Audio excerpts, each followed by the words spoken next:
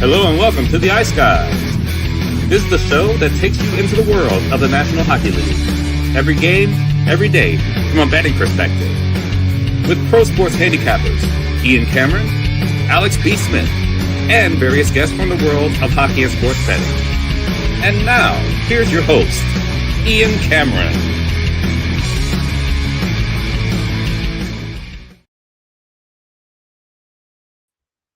Welcome to the Ice Guys. The Stanley Cup playoffs are here. It's day one. Time to drop the puck on the 2026 NHL Stanley Cup playoffs. Saturday, April 18th. Ian Cameron and Alex B. Smith with you as we have three games on tap here and ready to get the playoffs underway. Ottawa, Carolina at 3 p.m. Eastern, followed by Minnesota, Dallas at 5:30 p.m. Eastern, and then the Battle of Pennsylvania renewed tonight at 8 p.m. Eastern with Philadelphia and Pittsburgh. Excited about these three series, and the beauty is we can jump right in because we have nothing to recap from last night. So if you missed it, there is one point of information I want to provide everybody before we begin because we missed it. Yeah, not that we missed it, but I didn't really have anything to update on it, but I will mention it. The Stanley Cup final and champion picks. We didn't give those yesterday, but it's because I'm not changing mine. If you watch the season preview show, back in October, I gave you Vegas, Carolina as the Stanley Cup final with Carolina winning. I'm going to stick to it. You know, I know I have some doubts, obviously. You know, if Carolina could lose to Ottawa in the first round, I wouldn't be shocked, to be honest. And Vegas, you know, they had a tumultuous season, although it looks like they found themselves a little bit down the stretch under John Tortorella. That being said, I like Vegas's pathway still. You know, I think they beat Utah.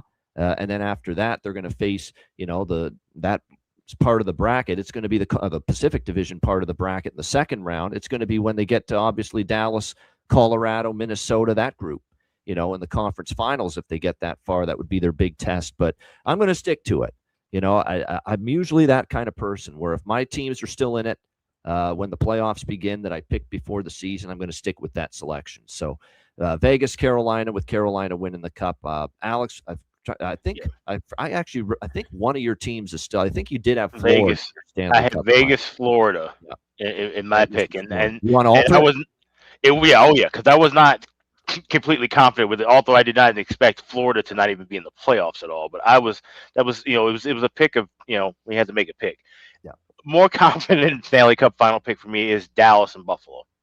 I think I like Dallas's path. I think the hardest the hardest series that they'll have will be their second round against Colorado, and I think once they can get through there, I think it should be, I hate to say smooth sailing, but it should be at least the easier pathway in the conference final with the weaker Pacific Division quadrant. The East, I feel like the East is just going to beat each other up, and I think Buffalo can find a way to get through it. I know Boston has the edge as far as experience, but I think Buffalo can kind of keep this run of destiny going and find a way to get through the East. Carolina, do you trust them in a conference final? I know it's your pick, but I'm saying team that hasn't won a conference final game in quite some time, and it just seems like they kind of fold once they get to that point of pressure. Montreal, Tampa Bay, I think, like I said, they're going to beat each other up. Whoever gets out of there, I find a way where I think Buffalo can take care of business. So Sabres, Stars, let's party like it's 1999. I was going to say, let's take it back to 99. Yeah, exactly. Yeah, that's I don't think it's going to be that much controversy once they play one another, but that is my pick for the Stanley Cup final. All right, awesome, good stuff. There we go. Dallas, Buffalo for Alex in the Stanley Cup final for him. All right, it is time. We've talked about series. We've given you series predictions, series thoughts. Player props as far as series long player props. But now it's time to get into what we do best here on this show and what we do every day, and that's break down individual games. And it is time to get going. We will begin with the East first round, game one. I'm sure our friend David might be there in attendance this afternoon at Lenovo Center as the Carolina Hurricanes host the Ottawa Senators in game one of their East first round series. Carolina minus 150, home favorites, 6 the total, 6.5 in some spots. So make sure you shop around as far as the total here is concerned. When you look at the series history, Hurricanes versus Senators this season, Carolina 2-1. 2 of the games actually went over, and Ottawa got the most recent victory, 6-3 over Carolina in Ottawa earlier in April, just 13 days ago, although that was a really horrific scheduling spot for Carolina. We still remember how they ended up obviously playing the Carolina Hurricanes after the Hurricanes had the Islanders at home the night before. They got probably into Ottawa after midnight, and then they had to play that afternoon game on a Sunday at 5 Eastern. But the bottom line is, when you look at these two teams heading into this series, when you look at the rosters and you look at how it breaks down as far as that is concerned, Ottawa had a ton of injuries on the blue line coming into the playoffs and down the stretch of the regular season. I mean, they just had all kinds of issues being healthy at the back end. But the good news here for Ottawa is they are starting the playoffs with Jake Sanderson healthy, Thomas Chabot healthy. They are still without Tyler Clevin and Nick Jensen. Both of those guys are still going to be missing to start the playoffs, but much healthier blue line now, obviously with Chabot and Sanderson back, which does help. And if you look at the six that the Ottawa Senators will have, you'll see Sanderson, Zub, Chabot. I think Jordan Spence did just a tremendous job with extra minutes, more ice time, more responsibility when both Chabot and Sanderson were out. Gilbert and Montemapalo rounding out the six on D. It looks like the forward group fully healthy to begin this playoffs as well, including Brady Tkachuk, who we know was a little bit banged up down the stretch, but he'll play and be good to go.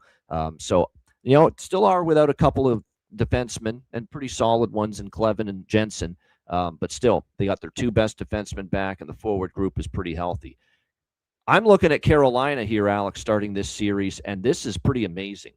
You don't always get this luxury to start a Stanley Cup playoff series when we're talking April hockey, when you've been playing since October, that there is nary a single person, nary a single player on the injury report for the Carolina Hurricanes to begin these playoffs. It is all systems go, full strength hockey for the Carolina Hurricanes from a personnel standpoint. The entire forward group is healthy, ready to go, although it looks like Nick Delorier and Kotkaniemi as of now are going to be the healthy scratches up front. The defense is fully healthy. Slavin, Chatfield, Miller, Walker, Nikishin, Gostisbehere, with Mike Riley being the extra defenseman. So this is great news for Rod Brindamore's team. They've got a fully healthy group starting these playoffs. So like I said, that's certainly going to be good news for them going into this one. This is one of these games where Carolina, in these game ones, just off the top of my head, especially the first round, before they've been tripped up, they've been pretty good at home in these for game one situations.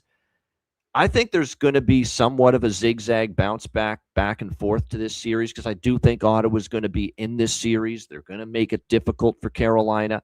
They're going to push Carolina in this series. But with the full health at their disposal, home ice, and success that they've had over the years, getting off to a good start at home, I'm going to lean with Carolina here in game one. Not betting it, though, at minus 150 here in this one. I did grab a piece of, and what I did actually with all three of the games that are on this slate today in the NHL Stanley Cup playoffs, and this will determine if I do this tomorrow as well and moving forward. I did a three-game goal in first 10 minutes parlay with the three games today. So Ottawa, Carolina, Minnesota, Dallas, Pittsburgh, Philadelphia. I went with goal in the first 10 minutes on all three, put them in a parlay, get pretty good plus money with that. I think there's going to be some good energy coming out of the gate, particularly from the home teams. In this case, Carolina, Dallas, Pittsburgh. You factor in that Ottawa, this is only the second year in a row now for this group. They've been in the playoffs. You look at Minnesota and Dallas, if I'm not mistaken, we've seen some fast starts from those teams. Certainly in the regular season, we saw it, and even in their past playoff years. And Philly, Pittsburgh, I think it's going to be hard not to see an early goal, because if you actually look at Philly and Dan Vladar, and we'll talk about it more when we get to that series, Dan Vladar and the Flyers have been kind of prone to giving up an early goal. Even in the game that they played that short-staffed Carolina team, they fell behind real early in that game and gave up an early goal. So I think the goal in the first 10 minutes parlay here in these three games today was worth a shot. I think it's plausible to see a goal in the opening 10 minutes. And I don't have to worry about who scores it, which team scores it. That's just a goal in the first 10 minutes in all three of those games. But this is more of a prop game for me, honestly, today here with Ottawa, Carolina. As far as props go for this one, goal props. the ones that stand out for me without a doubt, because there's definitely players I've circled in this series. For Ottawa, Dylan Cousins, to me, is the prototypical player for them that's going to elevate in the playoffs. I truly believe that. And if you look at all of his advanced numbers, he's been generating chances, generating high danger looks, and you can get him still at some books in the plus 300 range, FanDuel, Betway, to find the back of the net. So Dylan Cousins for Ottawa is definitely someone that I'm interested in as far as goal props. I think Parlay Pinto is someone that could be someone that elevates in the playoffs. You can get him in the plus 400 range as far as goal scorer props. For Carolina, Nikolai Ehlers. I've talked a lot about Nikolai Ehlers and the great offensive goal scoring prowess he showed with the Winnipeg Jets last year in the playoffs. Let's not forget what he was able to do. Plus 290. Andrei Svechnikov, especially early in the playoffs last year, at a good start. You're not getting as good of a price with him, but definitely worth a look on his with his goal prop. And, of course, Logan Stankoven. I know there's people complaining, a little undersized, but there's no doubt he was able to get, even as a smaller player, he wasn't scared to get to the slot, get to the front of the net, get to the blue paint to score goals. You're getting him still at plus 300. So those are a lot of the main goal scorer props that I'm looking at here for game one. There's some others, too. I'm actually going to dabble, too, on Jordan Martinook.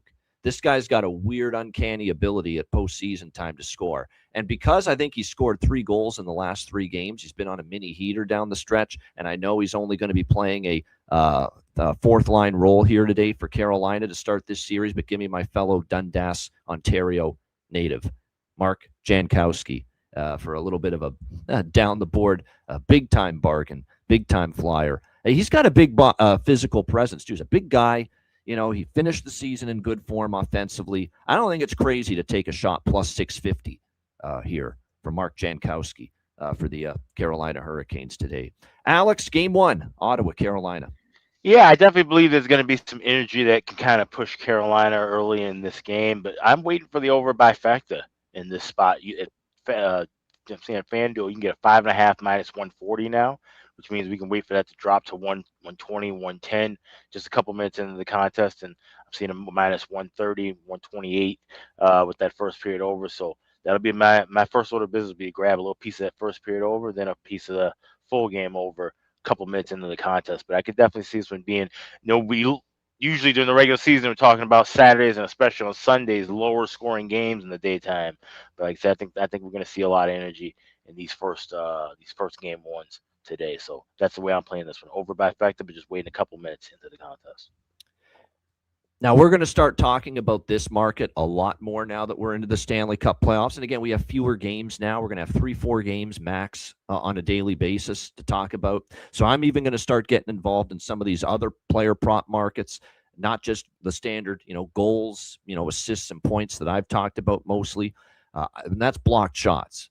Blocked shots become much more prevalent at this time of year, and identifying defensemen that are going to get a lot of ice time, especially on the penalty kill, will be out there. And because, look, you're going to face a lot more shots when you're killing a penalty. And if you play on a penalty kill, you're going to be looking to block more shots. That is definitely something to keep an eye on. I have decided, because we've got a nice little situation here involving this game this afternoon, where you've got going into this Ottawa-Carolina game as far as blocked shots go. Jake Sanderson going back to the regular season. Now, it's minus 190 on it, with his over 1.5 blocked shots, but he's gone over that in 5 straight games.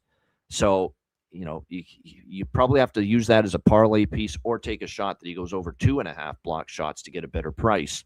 But Jake Sanderson is up there. Shabbat, is over 2.5 shots. Jacob Slavin, 100%. He's the one that stands out for sure. Artem Zub is a very good. So those are the 4 that really stand out. And I would defer more to Ottawa blocked shots in this game, a little bit more, just because of how much the volume of shots you always see from the Carolina Hurricanes, especially at home. So that's exactly why I think Jacob Slavin's a good one, but target some of these Ottawa defensemen that you're seeing in the block shots market. Zub is a good one. Zub's been known to block a lot of shots over the years last year, I should say, for Ottawa. But Shabbat Sanderson, like I said, he's gone over 1.5 blocked shots in 5 straight. He is definitely someone that's going to be in that mix as far as making sure the opponent doesn't get the shots to the net here in this series. So keep that in mind. All right. By the way, as far as goaltending, we fully expect Allmark and Anderson to be the goaltenders. Anderson was on the ice yesterday, so it's likely, and I'm not shocked by this at all, even though Bussy, had this great season. He did struggle a bit down the stretch. Freddie Anderson, say what you will about his inconsistency at times, but he certainly has a ton of playoff experience. And to see Rod Brindamore defer to that goalie that has the playoff experience in the past does not shock me in the slightest. So if he begins game one, and I expect that to be the case, Alex, I'm not that surprised. Right, and there's a way you have to. We'll talk about this with this game and the next game. There's a way you have to delicately balance your goaltenders, right? We talk about this every postseason. There's a time where a switch needs to be made, be it injury, be it just poor performance, what have you. You're better off starting with Freddie Anderson and keeping his confidence high and going with the veteran. And then if you need to bring in Brandon Bussy, you bring him in, because if you start with the young kid, say Ottawa blows them out in the first two games and you've lost home ice advantage, and now his momentum and confidence is down, and now you have to bring in the veteran Freddie Anderson, who may already be salty about sitting those games. You create conflict. So avoid the conflict, start your veteran in this particular spot. Results may vary, of course, depending on the series. Yeah, absolutely. So like I said, should be interesting. And by the way, there's some books that offer hits. And I haven't gotten into that, and I'm not sure I will, but I do want to point out with the hits market, Brady Tkachuk stands out as far as someone that's going to throw their weight around, no question. Ridley Gregg actually stands out as someone that's been a physical player for the Ottawa Senators as well. I'm trying to see the data here as far as, recently who's been good as far as throwing their weight around. But Ridley Gregg, actually Warren Fogle shows pretty highly as far as hits are concerned. On the Carolina side, you look at the overall season, Martinuk actually has gone over 1.5 hits apparently in 43% of his games this year for Carolina. Nikishin, believe it or not, has a nice element of physicality to him on the back end. So definitely these are some of the players to keep in mind. Dylan Cousins, yep, that's a good one. Absolutely. Yeah. He is someone that definitely throws the weight around. And in fact, I'm seeing, with him, I'm seeing his line of as far as hits in this game at 4.5. So it speaks to, they padded the numbers to the fact that, as Jonathan's putting in the chat right now, he's leading Ottawa in hits this year with 215. I would tread lightly with some of these markets, like you said, block shots and hits. It's when White Castle starts ordering seafood, something's strange. So you just gotta be careful. Yeah, that's all I'm saying. Be careful. Yeah, there's the nice thing is I have a bunch of player prop tools now, and the player prop tools that I use are what you are hearing me recite this info from and this data from, and it's great, certainly, and it helps. It's why we provide the best damn information with each game that we break down, because of some of these tools and apps that I'm using as far as info and stats and head-to-head trends and just overall, streaks when it comes to these player props. So it's nice to have that information at your disposal. And for me, yes, it would be just definitely an evaluate and a wait-and-see approach before jumping in and betting any of them. All right, next up, we've got Minnesota and Dallas. We've got Dallas minus 120 home favorites, 5.5 the total. I mean, the news broke toward the end of the Stanley Cup playoff preview show yesterday that John Hines is going to Jesper Wallstedt in net for game one. The goalie in much better form. We gave you the numbers. Down the last 6 or 7 starts, Wallstedt's got a .930 save percentage, less than 2 goals against. Meanwhile, Philip Gustafsson, down the stretch, over 4 goals against average and a sub-900 save percentage. So if he's playing if he's playing the current form numbers, then he's making the right call here. The only thing you can quibble about is this be the first ever playoff start here for Jesper Wallstedt. How will he handle it? That's going to be the big question here going into this game. But he certainly played better down the stretch. It's almost like he got a second win because he was tremendous early in the season. He hit that little bit of a wall and struggled, no pun intended, and struggled a little bit. And then, of course, down the stretch, started to really pick it up and get back into the form we saw from him, more like the form we saw from him earlier in the season. So be fascinating to see how he handles this. Of course, first playoff start of his career. Jake Ottinger will be in net here for the Dallas Stars, of course, as expected. And there is good news on the injury front for the Dallas Stars as well, especially when it comes to Miro Heiskanen. Miro Heiskanen, of course, missed a good chunk of the rest of the end of the regular season. But the good news is it looks like he will be back and good to go. I don't think Roope Hintz will be available here for game one, but we do expect Miro Heiskanen to be back and take his position alongside Esa Lindell on the top pair for the Dallas Stars here for game one, which is huge news for them without question. What's funny about this game is that I was all ramped up to take Dallas minus 120 here, and I have Dallas in the series. I mentioned that yesterday. Dallas is a series bet for me here. Minus 125. And I was all set to take Dallas here in game one as well. But two things. I'm already on them to win the series. That's number one. And number two, I'm going to just sit out and not take Dallas individually here in game one. I want to see what Wallstead does here in this very first start. He certainly played well down the stretch.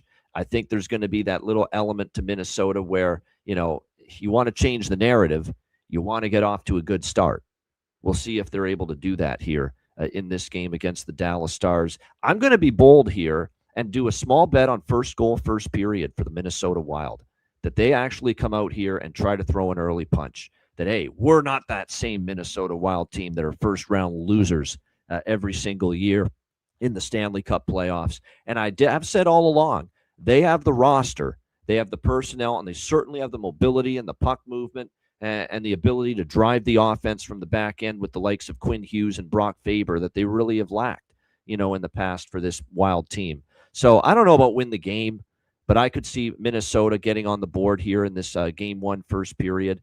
And we have seen not every Dallas home game over the years, but there's been some, whether it's games against Edmonton or games against Colorado, or Vegas in years past, where they haven't always had that flying start, even at the AAC on home ice. So, again, we'll see about whether they win the game or not.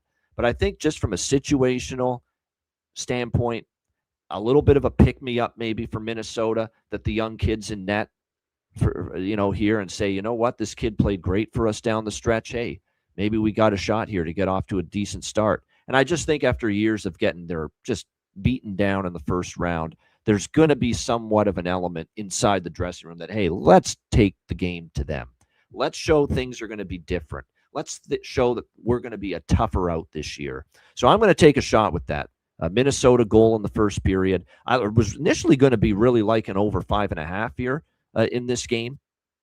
I still lean that way. I probably will dabble in over 5.5, but again, Wallstead pretty good down the stretch. Does this lead to a lower scoring game as a result? Possibly. I still do think there's some value in over 5.5, especially with it being below 6, because all but one of the meetings this year between these teams did go over 5.5 goals. And we did see a pretty high scoring affair just recently down the stretch of the regular season. And I do have that feeling there could be some nastiness and physicality right off the chute. We certainly saw it in the last regular season game. There were scrums. There was a lot of animosity, and you could tell that both teams were starting to show, hey, we're ready for the playoffs, and we're going to show you that we're not going to get pushed around. And these are two not good, great power plays. So if you put them with the man advantage and it gets physical right away, that's something to watch for. How is this game officiated? I'm going to take over 5.5 pregame, small. If I'm seeing it's a fucking whistle fest and penalty parade early in this game in the first period, Alex, you know what that's going to signal to me? You live bet this over. Because if you're going to give both of these teams power plays, there is going to open a big time. The door is going to open big time to me, in my opinion, here for goals. But again, it's all going to be determined on how it's officiated at the end of the day. So give me Minnesota goal, first period, and give me a little bit of the over 5.5. That's the only bets we're going to have pregame on this game. We'll add some live over if we see there's a lot of penalties being called. There are a lot of props that I like here in this game, but we'll get to Alex first. He's got the Stars jersey. He's rocking it. He's ready to go. Alex, what do you think? Game one, Minnesota, Dallas. Yeah, there's no reason for me to lay 120 in game one when I have game one and series for Dallas. I have the exact series order, so I'm already doubled down as far as game one goes. But this is a spot where, and I kind of like your approach of Minnesota. If they bounce out early, then maybe the time to grab some Dallas plus money. And that may be the way that I look at that. But I could see this one being definitely both teams to score plus 190. That's an awfully high number. because I do like this first period over as well. I took a little piece of -125. Of course, I played it a little smaller because I want to try and get a better adjusted price in game. But when I saw +190 for both teams to score, I definitely jumped in and grabbed that. So that's kind of my way of looking at that Minnesota first and then maybe Dallas second approach. So this will be a good live game. And like I said, I definitely want to see how Wallstead reacts. Only one real postseason run overseas in Sweden. Then he had 2 starts in Iowa that were not good. I think they ended up getting bounced in the first round, and the only postseason experience he's had here in North America. So, you're obviously going, okay, well, Gus was the weaker option heading into the postseason. We're going with the better goaltender. But now you've got, a rookie making his debut on the road. And I saw in the chat, Minnesota 4-9 on the road in game ones, 4-13 in their last 17 game ones. Like you said, if they want to change the narrative, it has to start with them getting on the board early and winning that first game. But we'll see what happens here. I think Dallas gets the victory, but wouldn't shock me to see Minnesota with a feverish punch in the first 20 minutes. All right, good stuff. And that's I certainly understand why you or anybody would be tempted by that +190 with that both teams to score in the first period. That's a heck of a price on that for sure. +140, by the way, is the price I got with the Minnesota first goal, first period. So +140, pretty good price there with that. Yeah, I mean, I think we're going to see overtime games in this series, Rich. Drawsville says Rich in the chat. I don't know if this is that game, though. I don't always love draw in game one. Even though Dallas has a pattern of draws in game ones, too, but I don't like it in this one either. Game two, for sure, I'd be interested in draw. No question about that. It kind of feels like it could be one of those series where, I've kind of got it mapped in my mind. Someone's going to win in reg tonight. Game 2 is a draw candidate. Game 3 could be that typical Minnesota game 3 at home over the years where they win and they win by margin. And then we come back in game 4 and maybe that's a game that's possibly live for the draw. That kind of series flow in my mind is how this could end up playing out, no doubt. Dallas had gone to overtime in 5 of their previous 6 game ones, including a game versus Minnesota. That's prior to last season. That was the case for the Dallas Stars in game ones, no doubt. So, like I said, I don't hate anybody wanting to bet the draw, and this is too that we got live betting at our disposal. If it looks like we're circling, the Vultures are circling around a draw later in this game, once we get to the second or third period, and it kind of feels like, oh boy, this kind of feels like this has overtime written all over it, then we can bet it live. I just don't feel as great about it pregame as far as the draw here in this one. As far as props, there's a lot I like as far as props here with this game. There's a lot of players we've talked about, previously. Now, if you look at the Minnesota lineup, Kirill Kaprizov, Ryan Hartman, Matt Zuccarello. I keep hearing Terry Edelman says, who needs a number 1 center when Ryan Hartman's on our team? I'm going to give him a chance to prove that. I will sprinkle on the goal prop here for Mr. Hartman here with Zuccarello and Kaprizov. Boldy and Kaprizov, they went nuts to begin the series last year against Vegas. Will they have that same offensive punch right out of the gate here against Dallas? Because don't forget how great those two guys were early in the series last year against Vegas. Will that continue here? I'm going to get in with Danila Yurov. Now, a big reason why Danila Yurov scored in back-to-back games is because he was up, in the top 6. Now he's down on the third-line center spot. But he has scored in back-to-back games. Because of that, I'm going to bet it, and it's a great price. It's like +650 for Danila Yurov here for Minnesota. And keep in mind that he's going to be involved in more of a, defensive role, shutdown role, of course, when you're on that third line.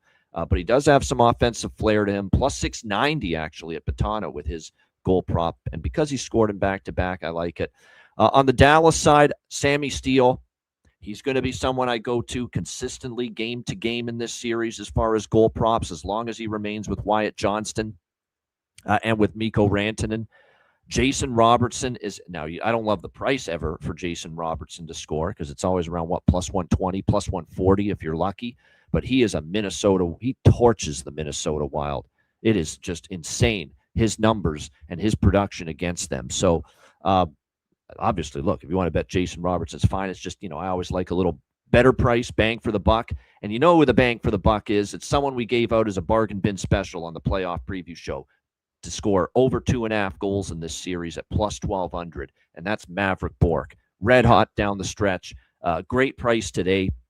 Plus 420 at Pinnacle, plus 430 at Novig. Even the major books have them at pretty good prices. Plus 375, BetMGM, plus 390 at FanDuel for Maverick Bork. So absolutely one of my favorite props today, Maverick Bork here for the Dallas Stars. Very good price indeed with that. And then if you start to go to some of the other markets here, as far as the block shots, props, there's Tyler Myers has definitely got to be on your radar. He actually finished the season for the Dallas Stars now I know he's on the third pair, but he's still going to block a lot of shots. He was gone over 1.5 shots in 5 straight games to end the regular season. Thomas Harley is a guy that blocks a ton of shots, and he's worth a look. Jonas Brodin for Minnesota, he's up there. He's gone over 1.5 shots in 3 straight games for the Wild going into this one. So those are some of the ones that stand out as far as frequency of shot suppression is concerned, no doubt. And yes, let me just see. Yeah, no Bobby Brink. No Bobby Brink to start the playoffs. The Foligno brothers, how about you want to crash and bang and physical line, and they're just going to be a nightmare to play against because of the way they play. Now, they're not that fast, the 3 of them. That's for sure. They lack a little foot speed. But, boy, the 2 Foligno brothers, Nick and Marcus, along with Michael McCarron, oh, my goodness. What a line of physicality that's going to be on the fourth line. They're going to know their job. Get in on the forecheck and hammer people to the glass. That's your job. And not take dumb penalties. And they have to be responsible with their physicality. Yeah, no doubt. Oh, Lindell, too, of course. I mean, I missed out on Essa Lindell with the block shots. Yes, Essa Lindell. I mean, we had the Robinsons last year, Matt and Ryan, both telling us all throughout the playoffs how much they like the Essa Lindell block shot props throughout the playoffs. So, yeah, he's definitely up there as well. I can't wait. This series, I'm excited about it. I know people in the past would say Minnesota, Dallas, not that. I'm excited about that series. There is one thing I want to mention, one more thing about the first game we talked about just quickly. Shots on goal. You know, I don't bet them individually, but when I see this kind of a trend for 3 players, as far as going over shots consecutive games, we have Dylan Cousins for Ottawa, Jake Sanderson for Ottawa, Logan Stankoven for Carolina. They've all gone over 1.5 shots in consecutive games. 5 straight for Stankoven, 8 straight for Cousins and Sanderson, over 1.5 shots on goal. I'm parlaying them all together, 3 of them, over 1.5 shots at plus money. Cousins and Sanderson, over 1.5 shots in 8 straight. Stankoven, over 1.5 shots in 5 straight. So, we'll play the percentages there. I prefer doing that than betting these things individually, where I let you try to win them as single bets, and then you're pissed off at the end of the night when they're taking shots away from you on the shots on goal stat sheet, which you don't love to see. And that's always been the bane of my frustration when it comes to those. All right, next up, our final game for this Saturday slate, and what more needs to be said? This rivalry in the playoffs about just shy of 20 years ago, when it was a young Sidney Crosby, young Evgeny Malkin, young Chris Letang. I think it was a young Claude Giroux at the time, Scotty Hartnell, who's now doing Flyers television for them. It was part of that series for the Flyers, and the fur was flying, scraps, line brawls, you name it, goal fests, defense optional for a lot of those Flyers Penguins games in the playoffs about 18, 19 years ago.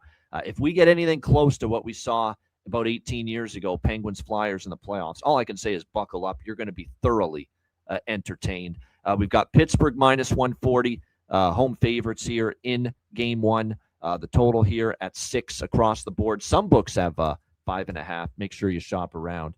As you can see, I'm not as just jumping in with the overs today. Like, I don't have the over pregame with Carolina. I've got a small piece of it in the Dallas game. This is the one I love the over in, Philadelphia and Pittsburgh. And we've been riding with Pittsburgh 18-3 to the over in their last 21 games to finish the regular season. 18-3. That is really something. And I think for the Pittsburgh Penguins, how are they going to come out of the gate? They're going to come out of the gate looking to get on the board, okay, because they know the strength of that team is them being able to put the puck in the net And I think you're going to see that right off the shoot here. The one thing too for Philadelphia is the Flyers' great finish to the season, 6-1 obviously down the stretch to get in the playoffs. They can play more of a speed game now. It's not the Flyers probably before the last few weeks, or certainly post-Olympic break, when Danny Briere apparently, it's what I've heard, is that there was a mandate within the Flyers organization to start playing the young guys a little bit more, and we certainly saw that. And of course, they bring in the likes of Denver Barkey. Alex Bump got playing time down the stretch, and of course, the big one being Porter Martone, who has come in and just been remarkable how quickly he's assimilated, at the NHL level. Now, assimilating at the regular season is one thing. Being able to do it in the playoffs is another thing. But, he's got that, size to him. He certainly had an ability right off the hop to be able to score points and make a difference for the Philadelphia Flyers. I mean, for this guy in 9 games since making his debut to have 10 points, that's pretty damn impressive. So you got to give him a ton of credit for that, and certainly gives them another offensive component. Tyson Forster was one of their best offensive players before he got injured. He's healthy again, which is great to see and making a difference for the Flyers. Zegras was red hot down the stretch. Christian Dvorak started to chip in as well. All of a sudden the Flyers had a little more offensive punch to them down the stretch. And as much as they want to try to shut down Pittsburgh and play great defense and rely on probably their MVP this year, Alex, Dan Vladar, who was outstanding, I don't know if I don't think there's a formula where they completely shut down Pittsburgh, because it just seems this year in particular, Pittsburgh Penguins just get their goals most of the time, regardless of who they play. I mean, when you think of the fact only Colorado and Carolina have scored more goals this year than Pittsburgh, I mean, my goodness. I mean, they are a damn good offensive team. You can't take penalties against them. We know Crosby can hurt you. Rust is good. Raquel was on a heater down the stretch. Malkin's turned back the clock.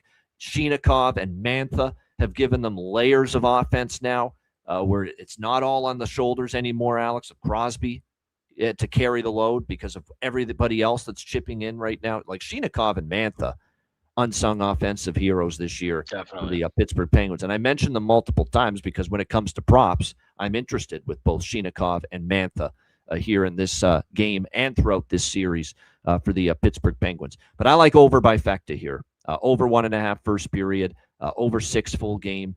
I also want to point out this, again, this is part of the 3-game goal in first 10 minutes parlay that we have going today as well. All 3 games, goal in the first 10 minutes parlayed together. But this is my one over by Fecta of the day.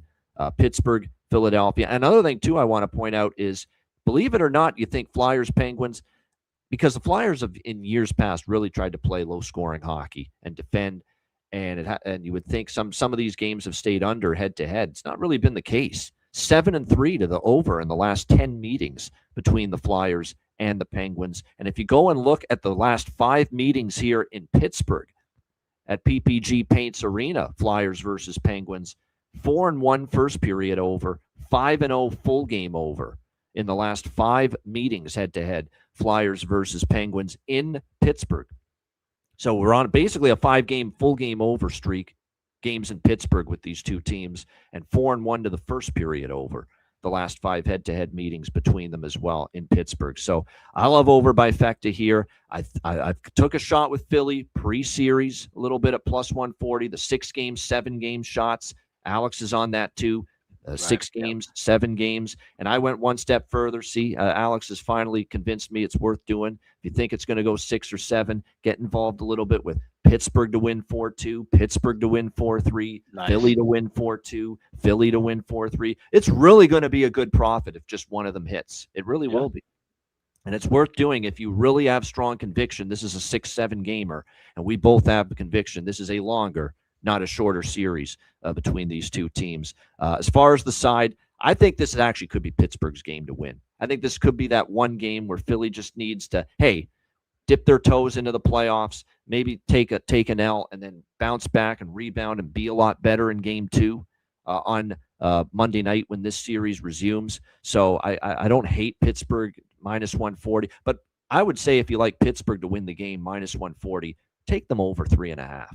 Just take their team total, because how many times, and Jonathan's probably going to have the notes about this, when Pittsburgh wins, how many times have they scored at least 4 goals this season? I would say probably the majority of their wins. That has been the case. So if you like, and another thing too about the games in Pittsburgh between these two teams. Now, Philly did beat them 4-3 in a shootout in this building back in March. But, before that, Pittsburgh scored 6, 5, 7, and 7 in the last 4 home games before that one against the Philadelphia Flyers. So there you go. 38 of 41 victories, 4 more goals for Pittsburgh. So I would say if you like them, screw the minus 140 money line. Just take the team total over 3.5 here in this one.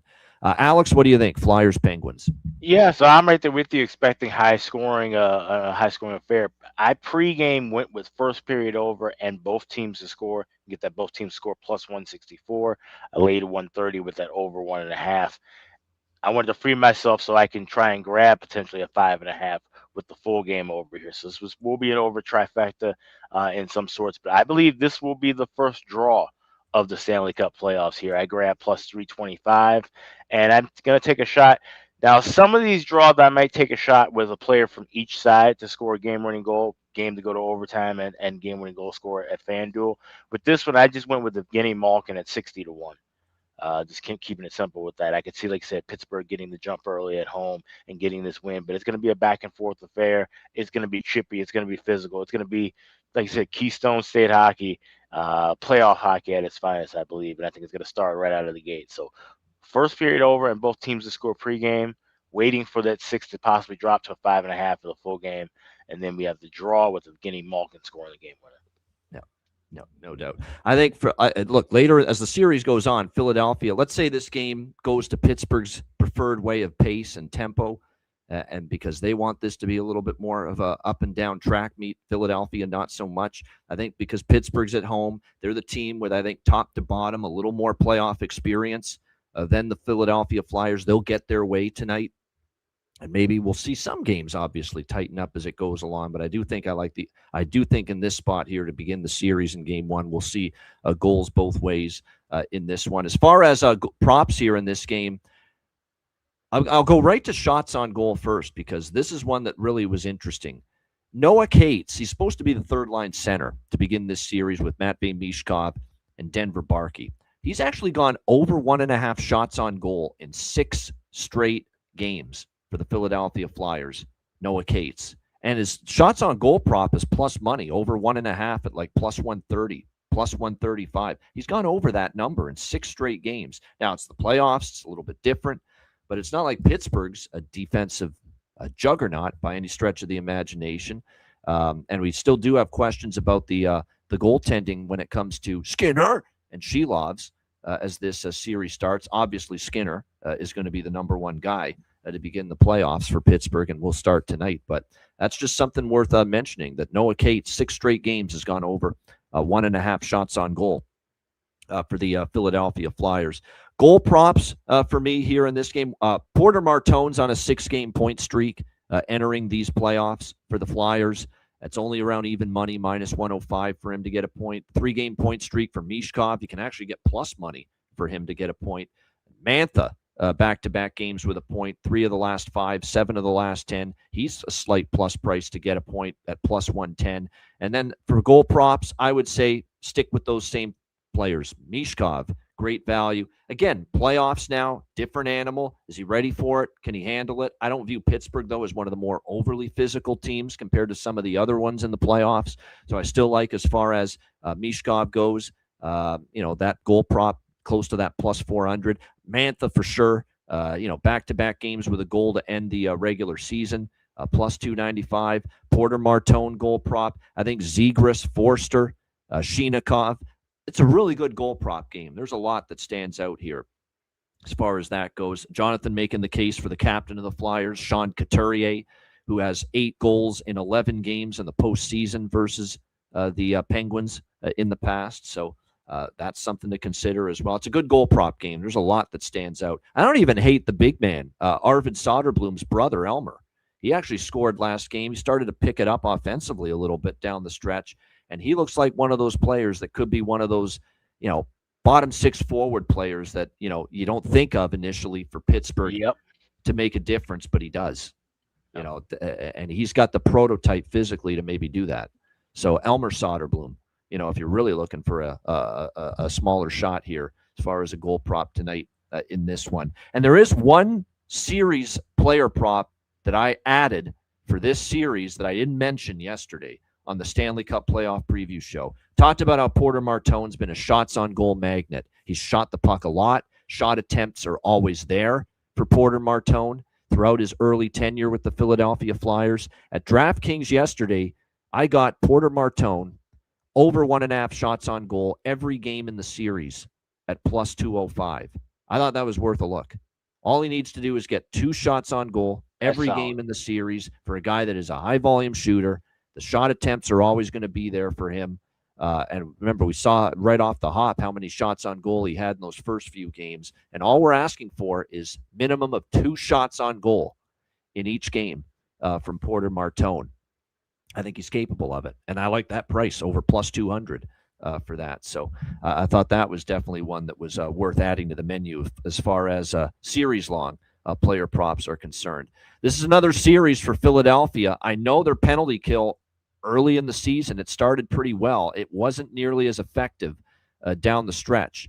That is something to keep in mind. I thought if you look at their penalty killing numbers, and their percentages, down the stretch, it fell 68% in the last 10 games compared to 77% for the season penalty kill for Philly. Like there was a precipitous drop in the penalty kill for Philly, which means their penalty kill wasn't as good down the stretch as it was earlier. And, if you want to win this series against Pittsburgh, don't want to be giving the Penguins the power play chances because they have certainly shown an ability to be able to have the firepower to do damage with it. So that's definitely something to keep in mind. But in a series that could get contentious, physical, a lot of bad blood, it's not easy to tell. It's easy to say it to these players. It's not easy for the players to act it out. Hey, keep your discipline, keep your cool. Trust me, not easy when it comes to the Stanley Cup playoffs. Sure. Yeah, Forster over 1.5 shots. Perlo in the chat likes that. Jonathan's mentioned it as well as far as the shots on goal prop for Tyson Forster. I'm trying to see what his numbers have been as far as, he's gone over 1.5 shots, Forster, 4 of the last 5, 9 of the last 10. He's gone over 1.5 shots on goal, Tyson Forster. So that's definitely a prop where you're playing the percentages. And based on what I'm seeing here, the percentages, are definitely in your favor. All right, great stuff. That's the Saturday slate. Cannot wait for these 3 games. We're only a couple hours away from that first puck drop between Ottawa and Carolina. Looking forward to it. And, of course, 4 more games tomorrow, which we'll tee up on the Sunday show, same time, noon Eastern. Make sure you check out, of course, wizardsportspicks.com, NHL, NBA playoffs, MLB on a daily basis, wizardsportspicks.com, and patreon.com/Ice Guys, $10 per month. Goalie charts, totals charts, daily betting card, sides, totals, player props posted each and every day on the Patreon page. We're going to stick to our way of doing it with the Patreon exclusive live betcast that we don't officially announce the date until the day of the betcast. We like to kind of surprise everybody and whoa, it's a betcast night. And it's just great to see the reactions. But we can tell you that this week, for the first week of the Stanley Cup playoffs, we will have 2 Patreon exclusive live betcasts. We're looking forward to it. One night will be for the East games. One night will be for the West games. And we're looking forward to that. With the Patreon exclusive live betcasts. Our first 2 Stanley Cup playoff live betcasts this week, exclusively for Patreon members. Excited about that. Another reason to get on board, in addition to, of course, the goalie charts, the totals charts, the daily betting cards, sides, totals, player props posted each and every day on the Patreon page. So again, $10 per month. Your membership goes a long way to supporting the show and keeping it going long term. $10 per month at patreon.com/Ice Guys. And also check out the Ice Guys store, iceguys.myspreadshop.com. Playoffs are finally here. Now's a great time to get you some Ice Guys merch. We've got caps, we've got mugs, we've got hats, we've got T-shirts, we've got hoodies, we got everything. Check it on out right now. That's at iceguys.myspreadshop.com. All right, first time for the playoffs. Bargain bin special of the night and best bets coming up right after we hear from our great Ice Guys sponsors.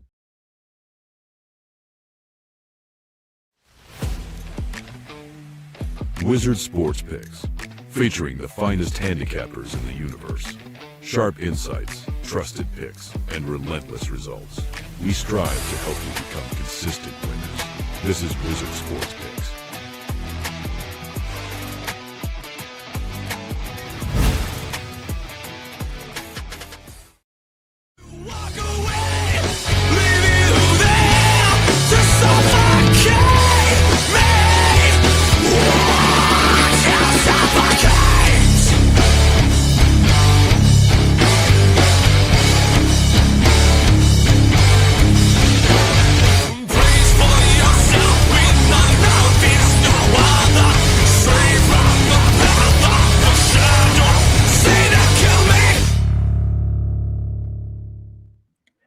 All right, bargain bin special of the night. I mean, that shows you how great the segment's been. Exhibition hockey Thursday night to end the regular season, and I thought, I was not as confident about a bargain bin hitting, and sure enough, the very first goal of the night was the bargain bin, and it was courtesy of Pavel Buchnevich of the St. Louis Blues to open the night against the Utah Mammoth to give us another bargain bin special. The results have been great, and we hope to keep it rolling here in the Stanley Cup playoffs. Alex, we'll start with you. Bargain bin special of the night. Yeah, let's go to that Minnesota-Dallas game, and a guy that we've cashed with before during the regular season and even in the playoffs last year as well. He came up with one of the biggest goals for me last year, knocking out the Winnipeg Jets in that Game 6, that second round, which, of course, closed out that great exact series order that I had, 31-1. That would be one Mr. Thomas Harley of the Dallas Stars. You can get him anytime goal scorer over at FanDuel, plus 700. So let's look for a bomb from the blue line from Harley. That'll be a 7-1 ticket. That's my bargain bin special for night one of the Stanley Cup playoffs. All right, great stuff. I like it. All right, bargain bin special of the night for me. I'm going to give you two bargain bin specials. They're from the later games, not from Ottawa, Carolina. So there'll be I have a lot that was bargain bin worthy in the Ottawa, Carolina game too, but I decided, you know what, people watch this show a little bit late and not live.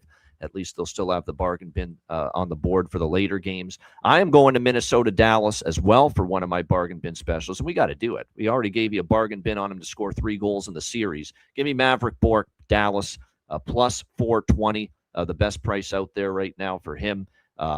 Red hot down the stretch, still on that second line, and I expect him to be a force here in the postseason. You know, Wyatt Johnston had that breakout playoff performance a couple years ago for Dallas. I think that could be Maverick Bourque this year for the Dallas Stars in this year's playoffs. So Maverick Bourque, Dallas, plus 420 for my first bargain bin special of the night. Second bargain bin special of the night, we're going to go to Philly, Pittsburgh, and we're going to go to a guy that's turned his career around with the Pittsburgh Penguins, and you can find him exactly at plus 300 at Betano, the Ontario book. So shop around. It's not plus 300 at every book, but we're still going to go with it. Anthony Mantha here for the Pittsburgh Penguins. Again, plus 300, real solid price. Not only a player that has been expect to perform here in the playoffs, but enters these playoffs scoring in back-to-back games and 3 of the last 5 games down the stretch for the Pittsburgh Penguins. So Anthony Mantha, Pittsburgh, right on the button at plus 300, just enough to make the grade, and as well as Maverick Bourque for Dallas, plus 420 for my 2 bargain bin specials of the night for this Saturday slate. All right, best bets. Alex, what do you got for best bet?